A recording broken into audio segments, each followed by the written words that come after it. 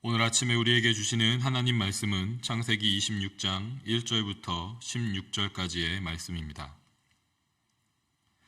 아브라함 때에 첫 흉년이 들었더니 그 땅에 또 흉년이 들매 이삭이 그랄로 가서 블레셋 왕 아비멜렉에게 이르렀더니 여호와께서 이삭에게 나타나 이르시되 애굽으로 내려가지 말고 내가 내게 지시하는 땅에 거주하라. 이 땅에 거류하면 내가 너와 함께 있어 내게 복을 주고 내가 이 모든 땅을 너와 내 자손에게 주리라. 내가 내 아버지 아브라함에게 맹세한 것을 이루어 내 자손을 하늘의 별과 같이 번성하게 하며 이 모든 땅을 내 자손에게 주리니 내 자손으로 말미암아 천하 만민이 복을 받으리라. 이는 아브라함이 내 말을 순종하고 내 명령과 내 계명과 내 율례와 내 법도를 지켰음이라 하시니라.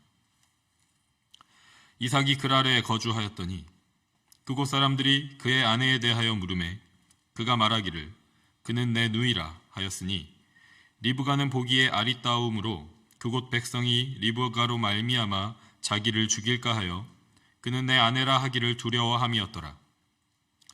이삭이 거기 오래 거주하였더니 이삭이 그 아내 리브가를 껴안은 것을 블레셋 왕 아비멜렉이 창으로 내다본지라. 이에 아비멜렉이 이삭을 불러 이르되 그가 분명히 네 아내거늘 어찌 내 누이라 하였느냐. 이삭이 그에게 대답하되 내 생각에 그로 말미암아 내가 죽게 될까 두려워하였음이로라. 아비멜렉이 이르되 네가 어찌 우리에게 이렇게 행하였느냐. 백성 중 하나가 네 아내와 동침할 뻔하였도다. 네가 죄를 우리에게 입혔으리라. 아비멜렉이 이에 모든 백성에게 명하여 이르되 이 사람이나 그의 아내를 범하는 자는 죽이리라 하였더라. 이삭이 그 땅에서 농사하여 그 해에 100배나 얻었고 여호와께서 복을 주심으로 그 사람이 창대하고 왕성하여 마침내 거부가 되어 양과 소가 떼를 이루고 종이 힘이 많으므로 블레셋 사람이 그를 시기하여 그 아버지 아브라함 때에 그 아버지의 종들이 판 모든 우물을 막고 흙으로 메웠더라. 아비멜렉이 이삭에게 이르되 네가 우리보다 크게 강성한즉 우리를 떠나라. 아멘. 흉년이 들었습니다. 그런데 흉년이라는 상황과는 어울리는 것 같지 않은 여호와 하나님의 말씀이 이삭에게 임합니다. 애굽으로 내려가지 말고 이 땅에 거류하라. 내가 너와 함께 있어 내게 복을 주고 내가 이 모든 땅을 너와 내 자손에게 주리라. 내가 내 아버지 아브라함에게 맹세한 것을 이루어 내 자손을 하늘의 별과 같이 번성하게 하며 이 모든 땅을 내 자손에게 주리니 내 자손으로 말미암아 천하 만민이 복을 받으리라 라고 말씀하십니다. 여호와 하나님의 말씀을 따라서 이삭은 가나안 블레셋 지방에 있는 그랄에 거주합니다. 하지만 이삭에게 온전한 순종의 모습만 있었던 것은 아닙니다. 범죄의 모습도 함께 있었습니다. 아내 리브가를 누이라고 거짓말을 했습니다. 왜냐하면 죽음에 대한 두려움이 있었기 때문입니다. 이러한 이삭의 범죄함과 연약함에도 불구하고 하나님께서는 블레셋 왕 아비멜렉을 통해서 이삭에게 은혜를 베푸십니다. 먼저 이삭의 범죄가 개인의 범죄에 머무르지 않고 다른 사람에게 죄를 입힐 수 있다는 것을 교훈하십니다. 또한 죽음에 대한 두려움 때문에 죄를 범한 이삭을 오히려 아비멜렉을 통해서 그 생명을 보호받게 하십니다. 그 후 이어지는 본문은 여호와께서 이삭에게 복을 주셔서 농사로 100배의 수확을 얻고 거부가 되었다고 기록하고 있습니다. 곡식의 수확뿐만 아니라 양과 소가 많은 떼를 이루고 종들도 매우 많아졌습니다. 그런데 이삭이 부자가 되자 블레셋 사람들의 시기 질투가 시작됐습니다. 그들은 이삭이 사용하고 있던 우물을 막아버렸고 아비멜렉은 이삭에게 그랄 땅을 떠나라고 말합니다. 여기까지가 오늘 본문의 내용을 다시 한번 정리한 것인데 이 말씀을 통해서 우리는 복이 무엇인지를 묵상하게 됩니다. 먼저 본문을 통해서 복에 대해 알게 되는 세 가지가 있습니다. 첫 번째는 복이 있고 없고는 현재의 상황에 따라 좌우되지 않는다는 것입니다. 왜냐하면 하나님께서는 흉년이라는 상황 중에 이삭에게 복을 약속하셨기 때문입니다. 두 번째로 복이 있고 없고는 나의 어떠함이나 나의 공로에 따라 좌우되지 않는다는 것입니다. 왜냐하면 온전히 순종하지 못하고 범죄하는 이삭의 연약함 중에도 하나님께서 이삭의 생명을 지키시는 복을 주셨기 때문입니다. 마지막 세 번째는 복이 있고 없고는 눈에 보이는 것에 따라 좌우되지 않는다는 것입니다. 왜냐하면 100배의 수확과 많은 가축과 부를 허락받은 땅에서 이삭을 떠나게 하시기 때문입니다. 이 세 가지, 상황과 나의 공로와 눈에 보이는 결과가 일시적으로 복이 있고 없고에 영향을 주는 것처럼 보일지도 모르겠습니다. 하지만 하나님께서는 오늘 우리에게 말씀하십니다. 복은 본질적으로 이러한 것들에 의해서 좌우되지 않는다고 말씀하십니다. 왜냐하면 진정한 복의 의미는 3절 말씀에 기록된 것처럼 내가 너와 함께 있어 내게 복을 주고 이 말씀에 있기 때문입니다. 흉년의 상황이라도 하나님의 말씀이 함께 하시면 복입니다.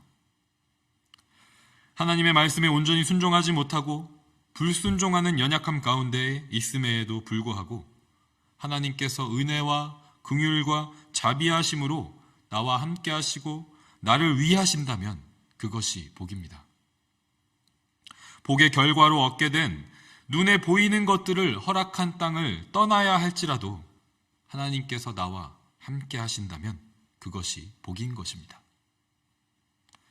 반대로 풍년의 상황이라도 하나님의 말씀과 약속이 없으면 복이 아닙니다.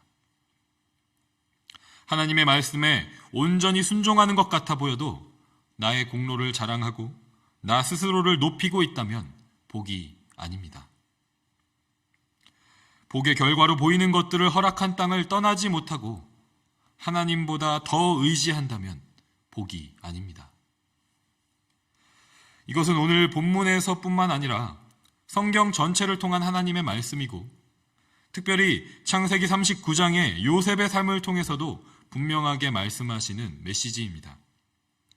창세기 39장 2절, 3절, 23절 말씀은 이렇게 기록되어 있습니다. 여호와께서 요셉과 함께 하심으로 그가 형통한 자가 되어 그의 주인 애굽 사람의 집에 있으니 그의 주인이 여호와께서 그와 함께 하심을 보며 또 여호와께서 그의 범사에 형통하게 하심을 보았더라. 간수장은 그의 손에 맡긴 것을 무엇이든지 살펴보지 아니하였으니 이는 여호와께서 요셉과 함께 하심이라. 여호와께서 그를 범사에 형통하게 하셨더라. 아멘. 우리는 보통 요셉이 어려운 상황을 극복하고 이집트의 총리가 된 것을 복이라고 생각합니다. 외국인 이주자와 노예의 신분을 뛰어넘어서 당대 최강대국 이집트에서 바로왕 다음 가는 권력자가 된 것, 큰 영향력을 행사하게 된 것을 형통함이라고 생각하고 성공이라고 생각합니다. 그런데 하나님께서 요셉이 이집트의 총리가 된 것을 복이라고, 형통이라고, 성공이라고 말씀하시고 계신지 우리가 돌아볼 필요가 있습니다. 하나님께서는 그렇게 말씀하시지 않습니다. 오히려 요셉이 형들에 의해서 이집트의 종으로 팔려갔을 때, 보디발의 집에서 종살이를 할 때, 누명을 쓰고 감옥에 갇혀 죄수가 되었을 때, 여호와께서 요셉과 함께 하셨다고 말씀하시고 그것이 요셉에게 복이고 형통이고 성공이었다고 말씀하십니다. 우리 눈에 보기에는, 우리가 생각하고 느끼기에는 전혀 복이 아닌 것 같은데 우리는 상황이 좋고 풍요롭고 성공하고 유명해지고 권력을 얻고 돈도 많이 벌어야 복이라고 생각하는데 이러한 것들은 하나님께서 말씀하시는 복의 조건들이 아닌 것입니다. 하나님께서 말씀하시는 복의 조건은 단 한 가지, 하나님께서 함께 하시는 것입니다. 사랑하는 믿음의 형제자매 여러분, 우리는 하나님의 이 말씀을 정말 신뢰하고 있습니까? 하나님께서 함께 하시는 것 자체가 복이라는 것을 믿습니까? 복을 받고 싶어 하지 않는 사람은 없습니다. 누구나 복을 받고 싶어 합니다. 그래서 모두가 좋은 환경과 상황을 원하고 눈에 보이는 부와 풍요로움과 성공과 힘을 원하고 편안함과 안정을 원합니다. 왜냐하면 이러한 것들이 사람들이 생각하는 복이기 때문이죠. 하나님께서는 우리에게 복을 주시는 분이십니다. 그래서 오늘 본문에서 이삭에게 복을 주셨던 것처럼 우리가 원하는 것들을 허락하시기도 합니다. 그런데 하나님은 자녀인 우리에게 가장 좋은 복을 주고 싶어 하시는 우리의 아버지이십니다. 그리고 그 가장 좋은 것은 하나님 자신이십니다. 우리를 위해 죽으시고 부활하신 예수 그리스도이십니다.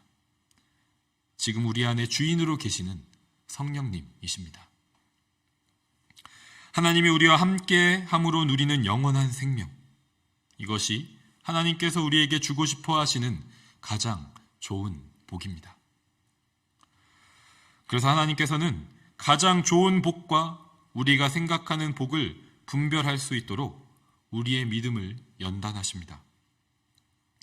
이삭을 부자가 되게 한 그 땅을 떠나게 하심으로 하나님과 함께하는 가장 좋은 복을 누리게 하십니다. 장로교의 창시자라고 할 수 있는 존 칼빈이 이런 말을 남겼습니다. 번영에 눈이 머는 것보다 위험한 것은 없다. 오늘 아침에 우리 영의 눈이 가장 좋은 복을 볼 수 있기를 소망합니다. 눈에 보이는 것, 일시적인 것, 잠시 있다가 사라져버릴 수밖에 없는 것에 우리 눈이 고정되지 않고 영원한 것을 바라보길 소망합니다. 내가 너와 함께 있다 라고 말씀하시는 하나님의 음성을 듣고 언제 어디서든지 하나님이 계신 곳에 우리도 있기를 소망합니다. 이러한 복을 소망하고 갈망하는 마음으로 이 시간 잠시 침묵 가운데 기도하며 주 앞에 나아가도록 하겠습니다.